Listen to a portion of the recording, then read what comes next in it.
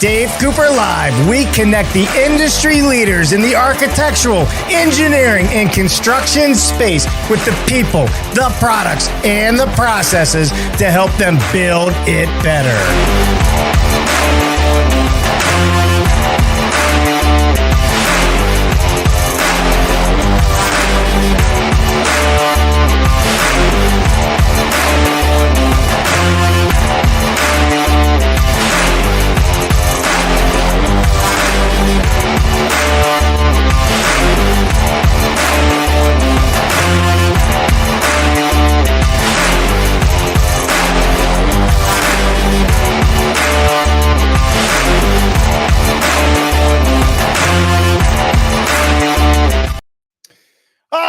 Welcome, everybody.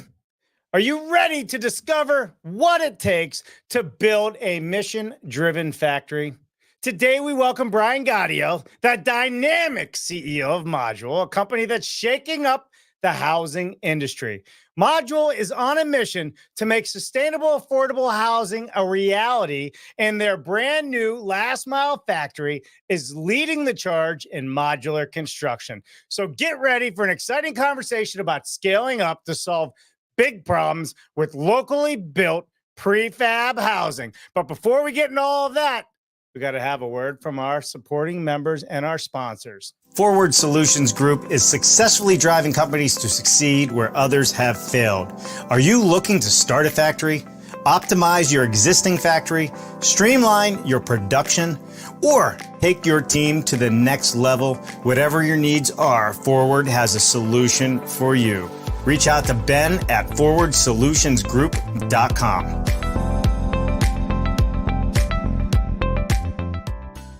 Halleck Ltd. has a long history of innovation in cold form steel manufacturing and producing innovative precision roll forming technology for customers throughout the United States and the world. Check out their machine buyer's guide for off-site modular construction or fast build construction with light steel for framing. Go to their website, halleckltd.com. Brought to you by Greatech, one of the largest Autodesk partners globally and software developer of the PowerPack Advanced Design, Advanced Steel, and the StruxSoft product line. The complete solution to automate wood and light gauge steel framing, design, and documentation all the way out to CNC output, model, design, and manufacture with StruxSoft. Learn more at struxsoftsolutions.com. All right, again, thank you to all of our supporting members, and a big shout out to our good friends at Cobalt Creed, Sean and Tagliata and the group out there for putting on a wonderful, wonderful show for us each and every day by being a supporting member and one of our primary supporting members. So shout out to Cobalt Creed. I know Brian Gaudio uses some of their equipment. Why don't we bring Brian onto the show? Brian, how you doing, my friend? I'm great, Dave. It's great to see you in the Steel City here. You know what? It's awesome being in the Steel City. In fact, so awesome, we got to spend an entire day with your team, not only at the new Last Mile factory, but also touring Pittsburgh and doing lunch and so many other things. So we're grateful to be back in Pittsburgh, and we're even more grateful that you guys are here in Pittsburgh doing what you do. You know, it was fun, and we got a little date with Dave. So I'll always take you up on that, Dave. A little date with Dave. There's a whole nother show right there, but it's probably going to be rated R. We'll keep it off the record. All right, Brian, I know we're short on time today and everything you got going on. You are currently standing in the manufacturing facility, the Last Mile that just opened recently. Why don't you just give everybody an update on where you are, and then let's get into a couple quick questions on mission-driven development.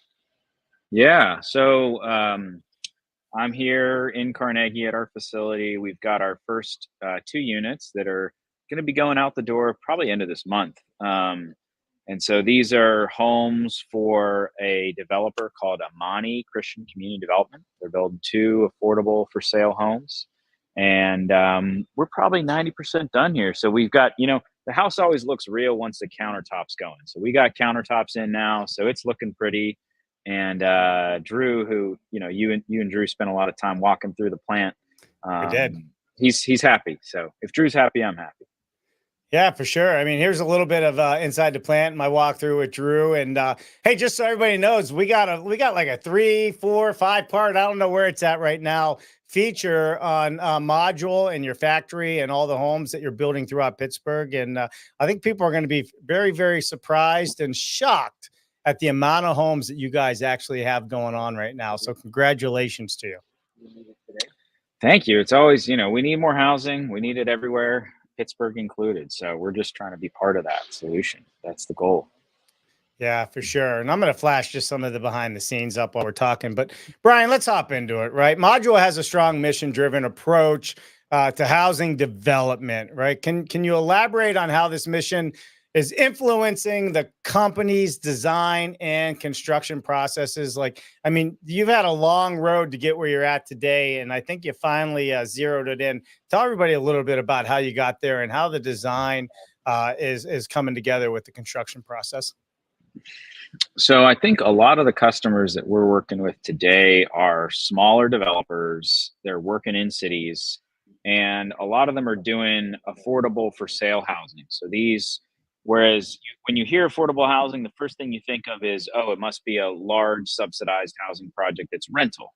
In this case, it's for sale housing. So we like that because we can get people into homes and into home ownership in our city of Pittsburgh. The people that are teachers, firefighters that are working a lot of the important jobs we have here in Pittsburgh, now they can own a module home. And that's not only because of us, that's because we're partnering with these mission driven developers. So some of these folks are nonprofits that are able to buy the land from the city at a very reasonable price and secure sources of funding from lenders and a couple other groups to make the prices affordable. So we really love supporting them. And what that means is what they want to see compared to maybe some of the market rate developers is a lot of these developers who are doing this affordable for sale housing, they want to see the total cost of ownership be lower. And what that means is we have to invest into the building envelope, right? So we have ERVs in our homes, we have exterior insulation in our homes. We make a better building envelope, and that means that our homeowners' utility bills are going to be lower, and that means their out-of-pocket expenses every month will be lower. So those are some of the priorities that they really care about.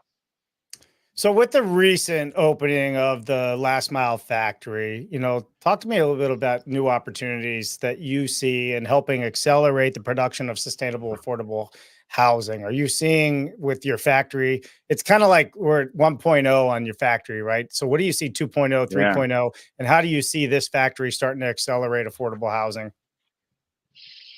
That's a good question. I think 1.0 is learning how to manufacture, right? We work with a couple of contract manufacturers still to this day, and they build a great house. And what we've learned is for the specific type of affordable housing that we're doing, the the types of specifications we need are a little bit different than maybe what we're used to building, and so that's part of the reason why we started this facility. And I think 2.0 is we're going to get faster, so we're going to build a higher, our run rate for these homes. Let's try to cut that maybe not in half, but by a third, right? The next time we build, and then let's cut it again by another third. So we want to get faster. I think we're still building out our supply chain, right? So we're working with a couple of different supplier partners, trying to tune this product, and that's really the key is tuning that product. The nice thing about our facility is we're building a lot of the same homes. So when you build that home the second time, you can build it better. So Jimmy and I, our architect, we literally laid down in the bedroom of the second of the second story of that house, and we said, okay, if this is the bed, where does the dresser go? How can we improve this room? How do we make it easier to build? How do we think about the user? And those are things that we can do now that we have a factory. Whereas before, we'd have to run up to, another place to go have that conversation. So it really makes it visceral. You can really think about how does the product easier to build, easier to install on site, ultimately a lower end price for the homeowner. That's where we want to get to. So are you seeing that you can still use quality products in throughout the homes and balance that with affordability? So the client or the end user gets a home that they love. And this is a chance for you to even plug that mission statement.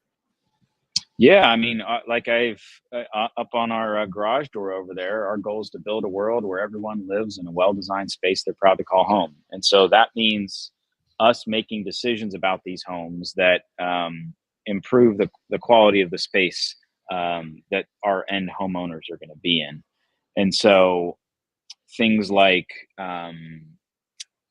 as now that we are the manufacturer, we think about our cost in a couple of ways, right? You have the actual time it takes, you have the cost of materials, and the cost of labor, right? So those are your three things. And so we can still use really good materials if we're able to build that efficiently.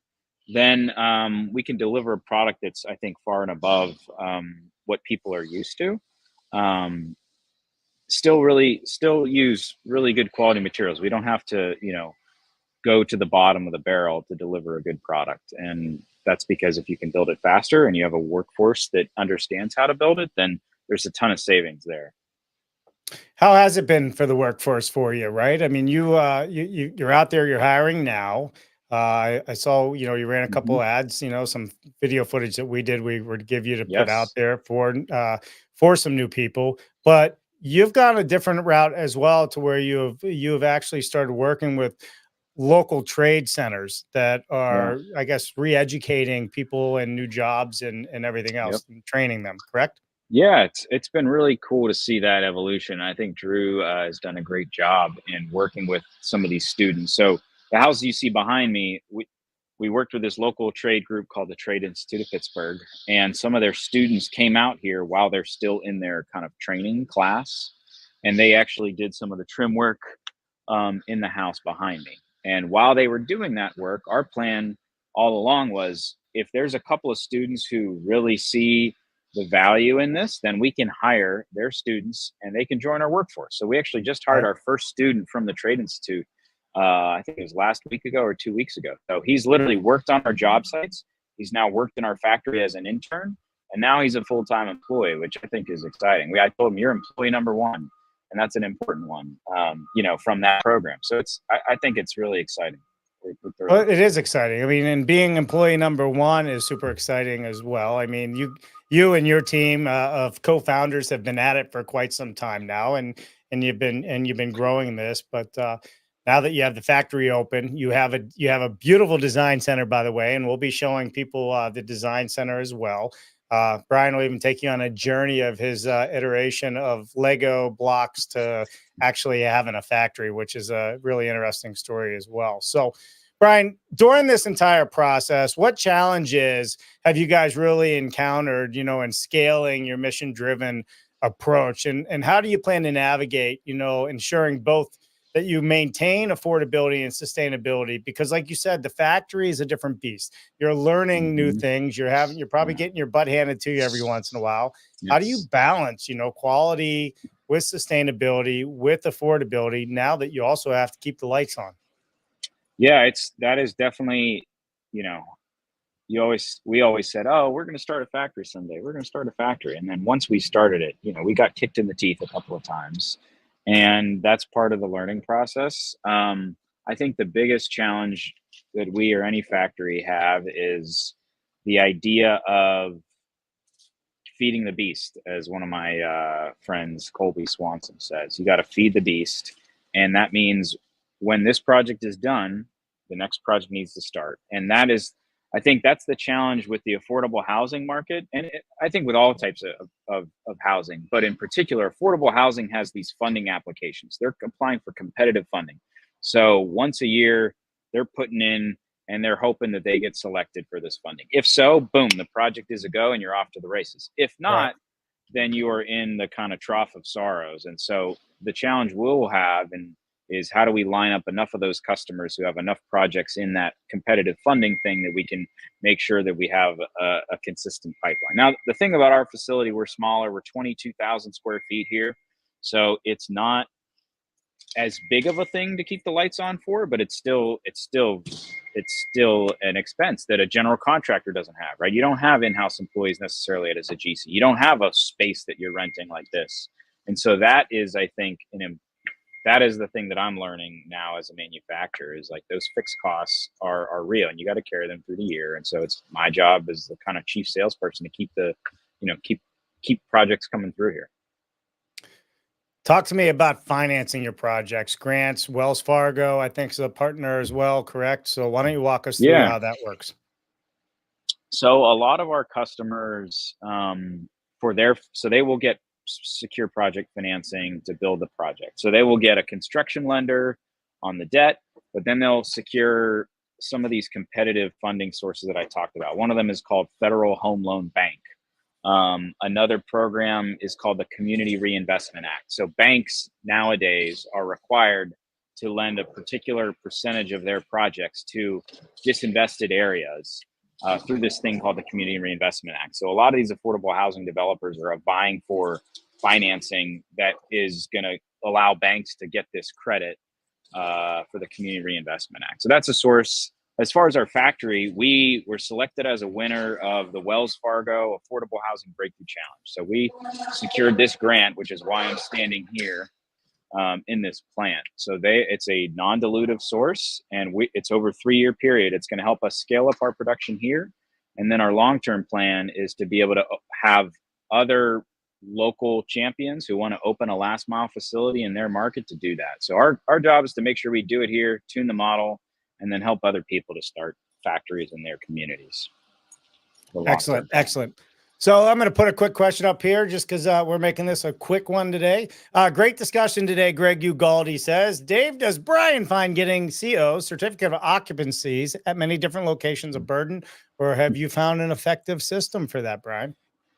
C of O's are always like inspector by inspector. So I found that, a lot of our work is here in Pittsburgh, and unfortunately, I wish I would say that all of the building inspectors here have been there for 5 years or 10 years, but that's not the case. So I think it's a challenge for offsite just as much as it is for onsite builders. Maybe a little bit less because we have so much of the unit inspected right here in our plant before it leaves. But excellent. Excellent. And you know what, Brian, we have the Modular Housing Building Association annual conference coming to Pittsburgh, and they're going to be giving tours of your facility. Is that correct? I think that's what Steve Dubin's talking about here. He's coming in. Looking forward to visiting the module plant next month. That's right. We're going to open up our facility. So this project will be probably shipped out by then. So we'll probably just be starting our next project. So we'll open up our doors. We may have a little less product on the line, but we'll have a great discussion here, and I think it'll be a fun conversation. And I welcome the vets in the modular industry who know a lot to come and share with us their knowledge on how they might think about this, because we're so new. Well, I'm very confident that you're going to teach some old dogs some new tricks, and that's the goal of this, right? Different thoughts, different ideas, and different ways forward. But you also learn a lot as well. One last one here, and then I'm going to let you run. The lights on overhead cost of an IC factory is very unfair situation, as the GC will open book the overhead and profit as a clear additional percentage cost from pricing traditional construction. Needs addressing. Absolutely, Henry. Absolutely. Brian, is there anything that you want to make sure you get out there that I did not bring up in this episode? I think the other thing would be, we talked about our mission-driven program. We actually launched this official program where we're supporting 8 developers in the Mid-Atlantic with some in-kind technical support, so design and engineering. So our goal is to help these groups who are doing awesome work in their neighborhoods build with us. So you'll see, hopefully end of this year and into next year, we'll start to be actually manufacturing some of those projects. So stay tuned for that. How about? Hey, Brian Gaudio says, stay tuned. Hey, Brian, listen, we're going to get together for some pierogies one of these days. What do you think? Let's do it, Dave. Pierogies, I'm in. Count me in. Awesome. Awesome. All right, man. Hey, Brian, thanks for taking time out of your busy, hectic day. I'm very happy for everybody there and everybody at Module. And be on the lookout. We got several part series coming up on Module, the mission-driven approach, and some behind-the-scenes conversations of our tour through Pittsburgh. So, Brian, thank you for all that. And make sure you also join us in California at the International Code Council's annual event 2024. You want to be there because guess what, Brian? What's that? all the code officials go there to get their education. So if you want to meet your head state code officials and really get the ball rolling on better codes and better education for those that are out in the field inspecting, this is the place to go. So more details to come on that. Brian, have an awesome day. And the rest of you out there, it's Wednesday. Only got 2.5 more days to keep building it better. So let's get on it. Let's have fun and let's support Brian Gaudio and the module team. And if you're looking for a job, give him a call. He's hiring. That's right. Thanks, All Dave. right, hey, Brian. Thanks, everybody. We'll talk to everybody later. Have a wonderful Wednesday afternoon. Bye now. What an amazing show.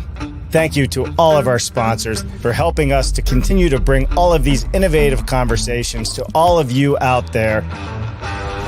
Please visit them, see what they have to offer you. And as always, subscribe to the YouTube channel and ring that bell. It would mean the world to us. I'm Dave Cooper. Thanks for watching.